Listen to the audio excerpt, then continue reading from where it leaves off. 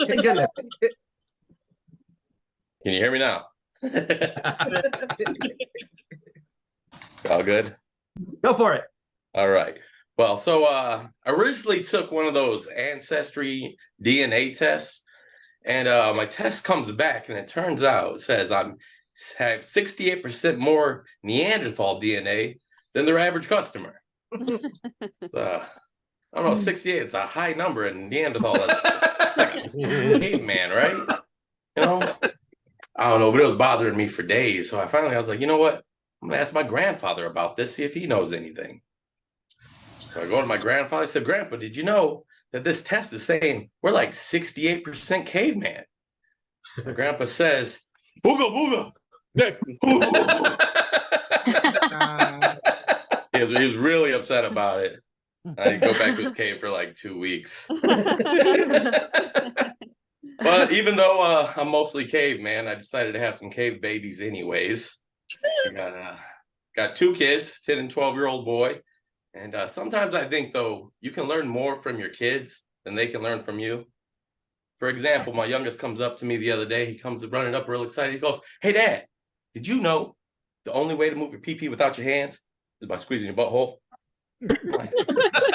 It's like something you do know, but you don't know. You know? You guys can take my word for it. I see some of you clenching out there. But no, I do love teaching my kids things. Like when I'm driving around, I like to teach them, the rules of the road, who has the right of way, things like that. My son asks me the other day in the car, he says, well, Dad, what do we do if 4 cars come to a 4-way stop all at the same exact time? I said, well, son, and that rare occasion, we all have to get out of the car and fight everybody else in all the other cars. Rules of the road, He's like, we're screwed. I was like, yeah, no, we're screwed. No, but I taught him right, and I told him what you really do if you find yourself in a situation where 4 cars come to a 4-way stop, and you pull up and you go, oh, me, you, me, I'll go. No, you go. No, okay, I'll go. But took my father to a weed dispensary for his first time ever the other day, and you got to understand, my dad grew up in the 70s, where like you get caught with an ounce of weed, you get the electric chair. Pretty sure that's how it was working back then. But so we're still real skeptical of the whole operation, But I get him to come, and we go inside. He's got his hat real low, his collar real high. He's using like weed terminology nobody's used in like 40 years. He goes up to the bud tender, who somehow has both a mullet and braids, and says, and he goes, so how much for a lit of reefer?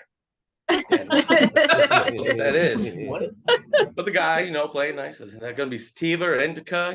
Gets my dad his stuff, and as soon as he gets it, he leans in and he's like, and you know where to get the cocaine? Like that. Like baby steps, we're getting there.